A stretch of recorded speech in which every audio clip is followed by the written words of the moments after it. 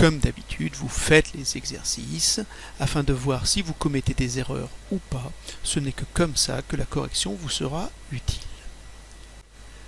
Alors, premier calcul, il s'agit ici de multiplier 5 puissance 9 par cette fraction. On va d'abord transformer ça en une seule fraction. Vous savez que quand on fait le produit de deux fractions, on multiplie les numérateurs, on multiplie les dénominateurs. En ayant mis un petit 1 ici, je vois donc que j'ai une fraction fois une autre fraction, ce qui va me donner 5 puissance 9 fois 1, 5 puissance 9 sur 1 fois 5 puissance 11.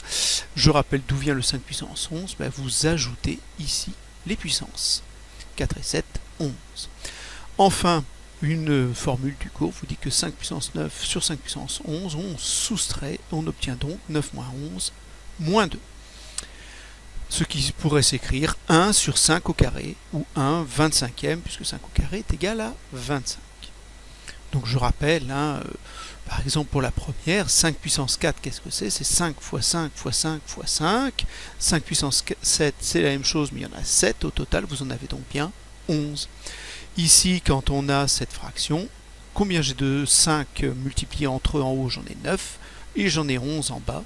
Quand je vais simplifier, il m'en restera 2 au dénominateur, ce qui s'écrira 5 à la puissance moins 2. Pour le suivant, on a une puissance de puissance. On va donc d'abord faire 2 fois 4, ce qui fait 8. Et enfin, on ajoute les puissances, ce qui fait 5. Pour le C, le 5 ici, ça veut dire qu'on a 5 à la puissance 1. On aura donc 10 et 1, 11 au numérateur. Attention en bas, 25, je le remplace par 5 au carré, ce qui va me permettre de n'avoir que des 5, et je vais pouvoir encore jouer avec les puissances. 5 à la puissance 2, c'est 25. Encore à la puissance 4, je vais donc multiplier ici les puissances, ça va donc me donner 5 à la puissance 8. Enfin, je soustrais les deux, ce qui me fait 11 moins 8, 3. Voici le résultat du C.